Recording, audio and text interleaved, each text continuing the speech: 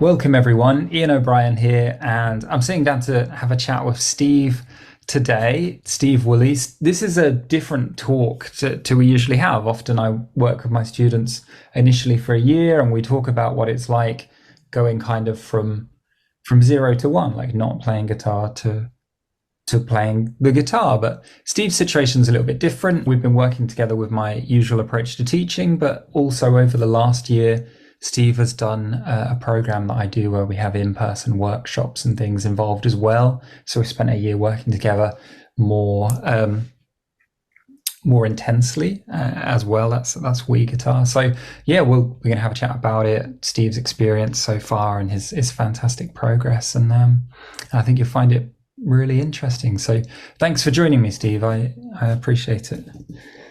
Hi, Ian. You're welcome. Cool. It's good Nice to to see see you. you.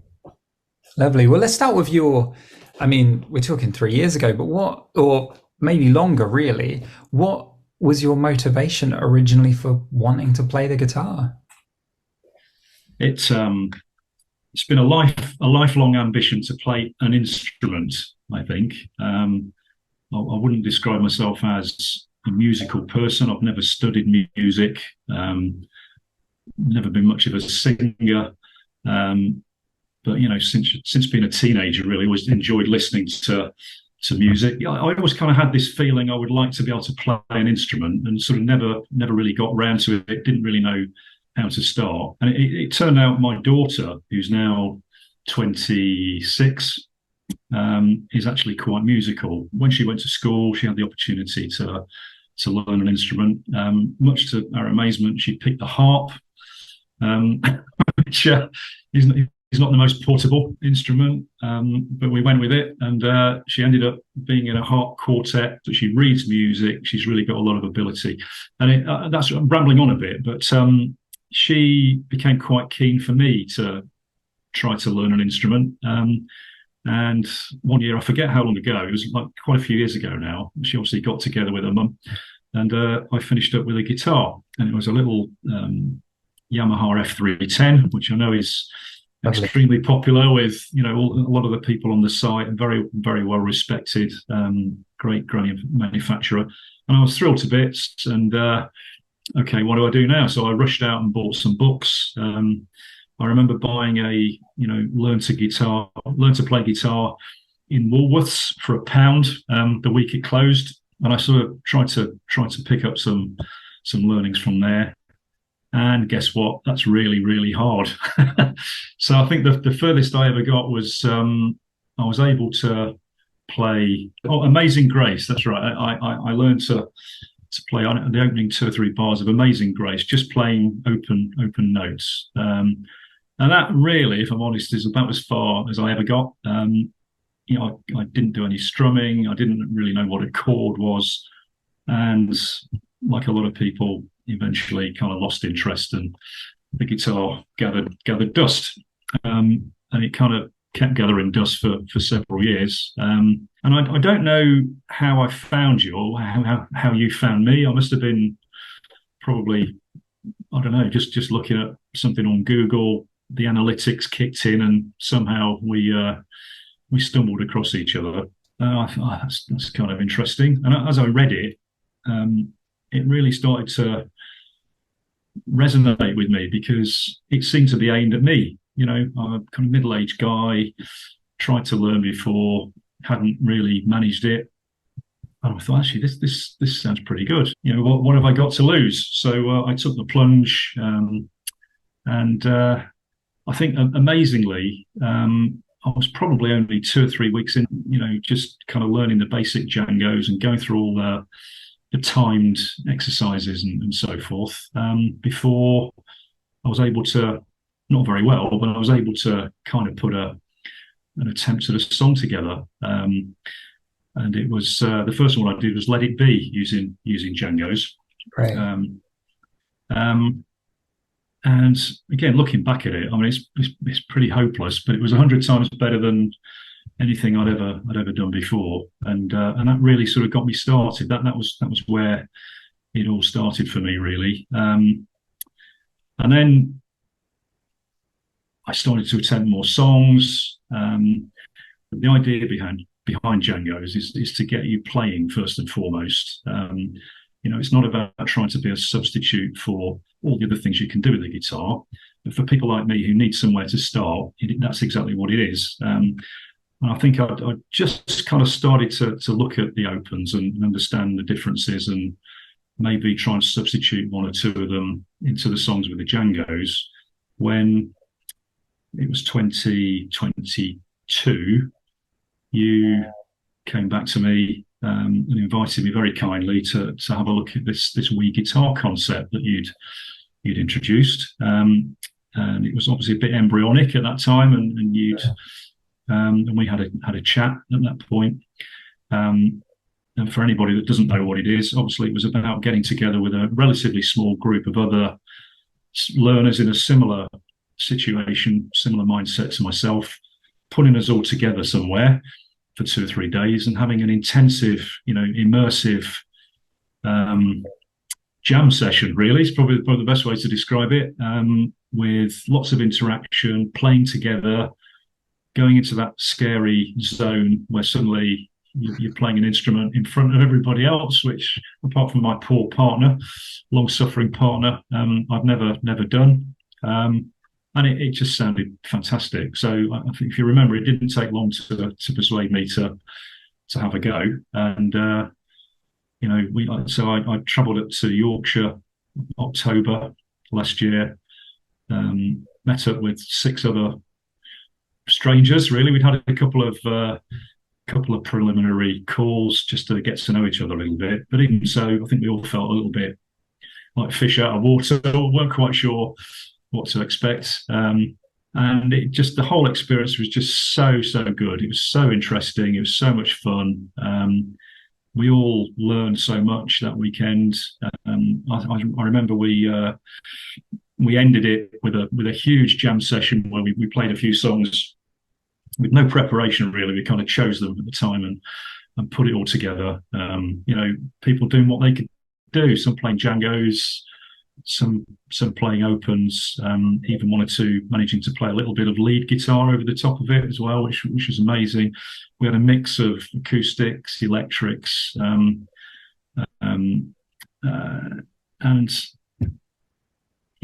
we couldn't wait for more. I think everybody was buzzing after that weekend.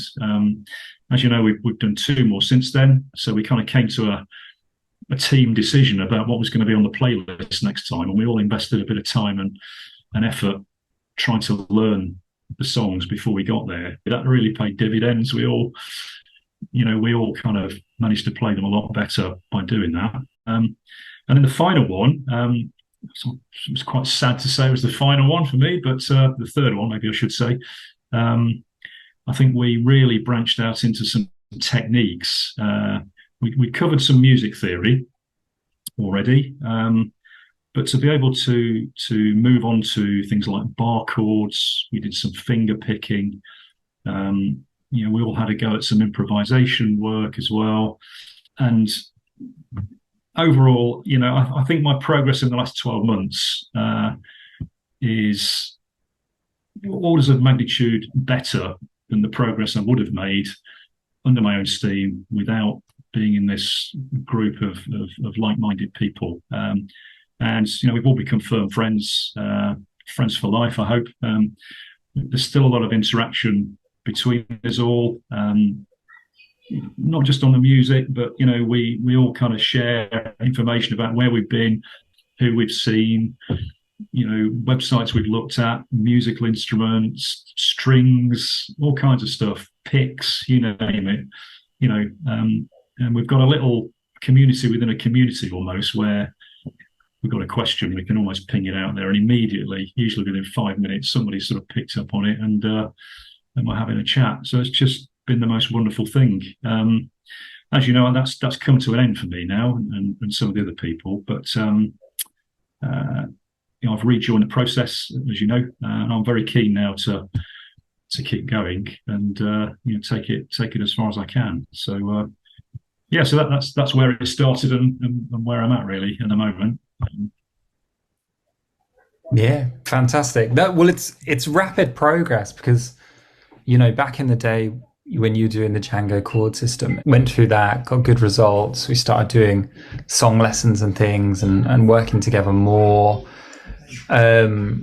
consistently, to the point where, you know, you decided to join We Guitar, which was, as one of the very first members, one of, as you said, one of 7, and do the workshops that we did, all of the teaching, the songs, jamming together, and just your progress in that time, I think's been fantastic. Like, I remember when we did the first We Guitar workshops, weekend of workshops or 3-day of workshops, we spent some time looking at structuring sort of practice for each person and a practice plan. And I remember you came out of it with a plan or a commitment to learning about something like 1 song a week, I think. And could you tell us a bit about that? Like, I know we're in a different place now, but for quite a while you were doing that.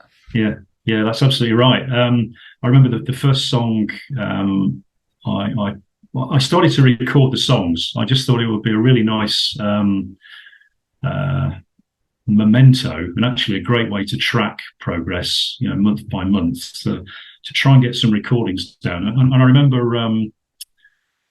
one of the things you emphasised quite early on in the process was that we were going to try and do complete songs. I think a lot of us are quite guilty of having a little noodle at this and the intro to that, and you know, you get to the fill or the chorus and I'll leave that now and do something else, and actually you end up actually not really playing the songs. And I know I've said this to you before, but I actually like to hear the songs with the lyrics as well. Although I'm not a singer, I personally find it's nice to be able to play and sing the song through end to end, and actually find the singing and fitting the lyrics to the music helps me with the playing, with timing and so forth. So it's actually quite a challenge to try and record a clean song with anything half decent in terms of lyrics that sounds reasonable on the guitar. So I remember giving myself a week to do my first recording after the first We Guitar retreat,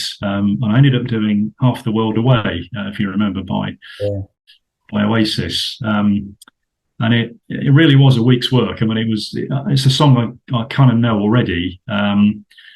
And I thought, I'm going to try and keep this going. And I did for a little while.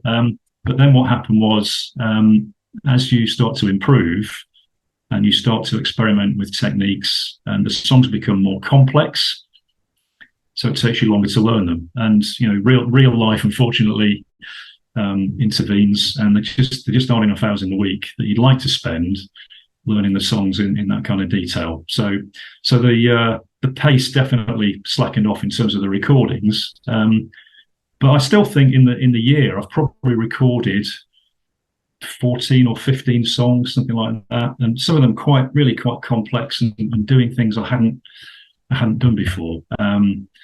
So, for example, I had a go at "Creep" by Radiohead, and I was always aiming for the most difficult version I could manage. That particular song has lots of bar chords in it. It uses palm muting. It's got quite a complex strumming pattern, the hemiola pattern. But I realised actually it's all those things that give that song the flavour and the character that I enjoy so much about it. So that was a big eye opener. So I managed to record a version of that.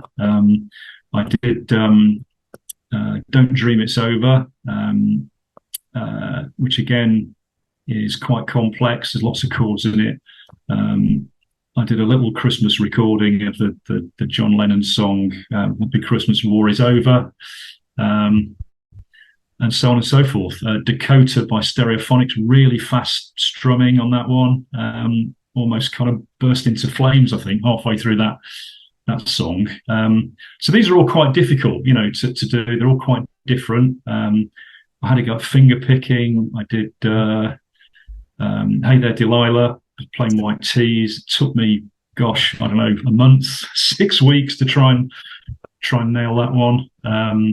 Eventually did a song with some Travis picking in it, which was "Streets of London," a combination of the picking and the strumming, and so on and so on and so on. And I just seem to be drawn to the slightly unusual, slightly more complex songs, and enjoy the challenge of trying to get to the end of one of those with the lyrics, with all the little fills and intros and things included. So yeah, so I haven't kept up the pace of a song a week, but I'd like to think probably the quality and the variety sort of makes up for the lack of volume, if you like, in that respect. So Yeah, it definitely does. Like the most of the songs that you mentioned are quite sophisticated in various ways. They're not three chord strummers, and sure, there's a lot of depth in the material you've learned. So having that kind of progress, even a couple of weeks, is fantastic. Like,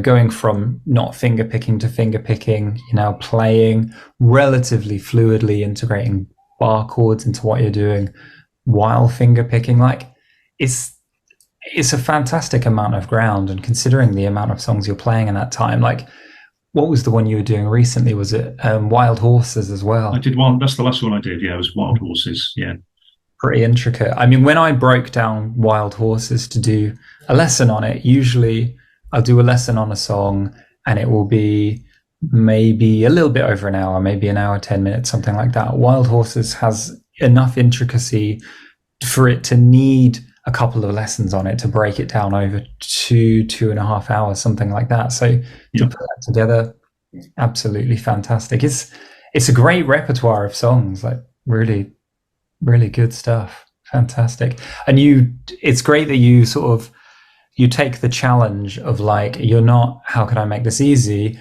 You're like, how can I do this as sort of with a sense of completeness to it? Singing and playing, the intricacies of the details, like, hats off for that. Absolutely. That is my thing. And that particular song, it's so beautiful. I've always loved it as a song. I can never do it justice in the way that the Stones, Mick and Keith would probably be horrified at my version of it. But it's nice to be able to put some kind of a recording up that at least expresses your appreciation for the song. It's got lots of subtlety to it. It's got a certain feel and rhythm to it. It's quite a soulful song. Looking back at the recording, I'm pretty pleased with it. I think I have a tendency, I think, to obsess a little bit sometimes. I probably spend too long trying to get them right. And there's that famous saying, perfection is the enemy of good. I probably need to work on things being good enough, and then move on a little bit. But it is nice when you've almost got it there, just to try and put the little extra finishing touches to it, and be able to say, yeah, actually that's as good as I could do it right now. The recordings never seem to be quite as good as the practice sessions. That's that camera thing. Yeah, that we all get. Yeah. Inevitably, there's a few hiccups, but I think you have to just let those go and accept it for what it is. We're not in a studio; we don't get 20 takes every time, so it's just a lot of fun. So yeah, I'm not sure what we're going to do next, but looking back, as you know, I put them on a little YouTube channel, so I can sort of look at them, family looks at them, and so forth. And I think that in itself, even just not feeling embarrassed about sharing that with people is a massive step forward for me, to be honest. It was quite a long time before I even had the confidence to put anything up on the community site for the process. And when I did, I look back at it now and I cringe a bit. But it was an important first toe in the water. And now I don't really have that kind of self-conscious feeling about the whole thing. I don't think I'd still would feel awkward about sitting down in front of an audience who are expecting a professional performance. That I'd probably freeze a bit still in that situation. But I think playing with friends, fellow learners that have seen me do this stuff before, I've got actually no issues with that at all now. I quite happily pick a guitar up and strum away. I was just thinking about this the other day. I haven't actually done it, but I think I feel quite happy now to walk into a guitar store and say, "Can I have a little go on that? Whatever it is, Martin, Takamine, whatever. Do you mind if I have a play? I'd like to listen to the tone." And I feel I could actually judge whether it was right for me and not feel embarrassed about maybe going through a few bars of a song in a shop with people listening. I'll definitely do that maybe one day soon. That would have been just unthinkable, quite honestly, a year, 18 months ago. That's really testament to how well structured the whole thing's been. A lot of work involved as well, but it's just so enjoyable. It doesn't feel like doesn't feel like work. It's just a great hobby, great thing to be involved with. Super. Well, I'm really impressed. You've made fantastic progress, and that's such a great idea to do as a challenge. Even if you don't want to, look at a guitar, pop in and have a go at playing.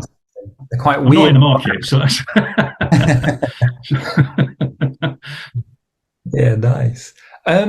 And you've covered a lot of ground. You've built loads of technique into your playing. You mentioned a number of them, but even doing some improvising, doing some lead over through the Wii Guitar program, playing songs, jamming with other people as well, getting a grasp of how music works a little bit as well, how chords fit together in keys and things like that. What is your because obviously you're working and things like that as well. What does your practice look like to get that result? Like how much are you picking the guitar up? Yeah, that's a great question. Actually, I think that's the advice that you give to everybody right at the beginning of Django is put your guitar somewhere where it kind of waves to you every time you walk past it. You want to pick it up and play it. So I did that. I hang mine. Well, I've actually got one behind me, just here. I've got another one hanging on the wall downstairs. That's my arsenal. So I've got one upstairs, one downstairs. I can't go anywhere in the house basically without seeing one or the other of them. And that's really how I practice. I literally pick a guitar up every time I walk past it. And if I'm working on Wild Horses, good example. There's some really quite tough transitions from bar chords to opens in it, where sometimes you've only got half a bar, for example, of a Django, and then you're into an open chord. You're just trying to groove that movement so your fingers are just falling into the right place. Even if you just have a go at that bar or two once a day for a couple of weeks, eventually it does start to become a lot more automatic. So that's how it works for me. And then, as you're quite right, I'm pretty busy, but I do kind of do work that is quite variable in terms of times of day that I'm working. At the moment, I'm getting home reasonably early in the evening, so sometimes I get a chance. Weekends, I'm quite lucky. I've got a room here. I can shut myself away for an hour and maybe have a go at a recording or something like that. But I'm also out and about quite a lot, so I do get the opportunity to try and just memorize lyrics. I'm in my car a lot, so I have the radio on all the time, playing the stations I like. I listen to things like Virgin, chilled quite a bit, Virgin anthems, and that's a great way to A, get ideas for songs, and B, actually try and sing along and remember the lyrics as well. So when you're playing, you've actually got a good sense of what this is supposed to sound like in your head. Actually, that's how I choose a lot of my songs. It's because I've heard them and enjoyed them in the car. It's a combination of those things really. Sometimes it's a 2-hour stretch. Sometimes it's literally a couple of minutes. I'm going out. I've got to have a little strum just for a couple of minutes, and then off I go. And it just helps enormously. Yeah, excellent. Well, it's definitely working.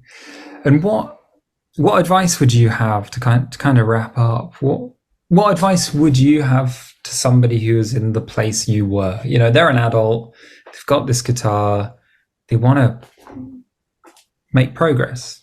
Yep. For me, and again, people are different. I can't think of a better way of learning guitar, because it's the only thing that's ever worked for me. Get involved with the Django chord system and follow it. I've seen a few people sort of commenting, "Oh, had a go at Django's, don't sound anything like the proper chords, or don't get it." That's sort of missing the point for me. The whole point of the Django system, as I understood it, was to simplify the process into 6 easy chords and get you stringing them together into a song. So get onto the Django system, follow the lessons. I didn't spend too much time on practicing chord shapes and things. It was always about songs for me. So as soon as you can, pick a song that you like, preferably one you know already. They're all reasonably simple at the Django level. It doesn't feel like it when you first start. Pick one that's just got 2 or 3 chords in it, and work on that, and try and get to the end of the song, sing along to it, or try and play along to a recording. The song lessons are fantastic on the website. Very often the original chord recordings, sometimes more than one version, will be there. So there is an opportunity to play along, even if you don't get all the way through it. It's all going to help to give you the feeling that you are actually playing a real song. So I'm not very good at doing exercises and taking notes about it all. For me, it's all about songs. So that's the advice I would give: is pick a song or 2, work on it. Don't stress on it for 3 months. Spend a few days. It will help you to learn the chords. And then when you've done that, pick another one. Maybe you'll go back to your original favorite eventually and have another go playing it with the open chords, and use that as your transition into something a little bit more sophisticated. You'll still use the Djangos. We all do. They're proper chords, folks. They are real. But they sound even better when you mix them in with the opens, the bars, the picking, and everything else. That's when they really come to life. But you've got to start with those, because that's going to make the whole process less frustrating. If you try and do too much too soon, you will get disheartened. If there's one thing I've learned through this whole thing, it's that everything is possible, literally. It's literally just about taking it in steps and sticking with it. If you get fed up with it, try something different, come back to it later. But it is all possible. It really is. If I'd been told a year ago I'd have 14 recordings in the bag, some of them not too bad, I wouldn't have believed it. But literally, if I can do it, anybody can. So it really does work. Yeah, superb. It's great advice, really, to be focused on the songs you want to play, not just sort of a dry exercise, but that it's music. So, have a listen to the stuff you like in the car, have an idea about what you want to play, and get to the song part of it. It's really, really great. Absolutely. Because that's the fun, isn't it? And that's why we're doing this. But I think you're very modest about your playing. You make it sound like you're just having a go, but you've got some great stuff. Thank you. Appreciate that. Yeah, lovely. Well, thanks very much, Steve. I really appreciate this and having a chat about your experience and stuff. And I look forward to where your playing goes from here and the kind of things we're working on. And yeah, absolutely. It's my pleasure, Ian. Thank you. Thanks for everything.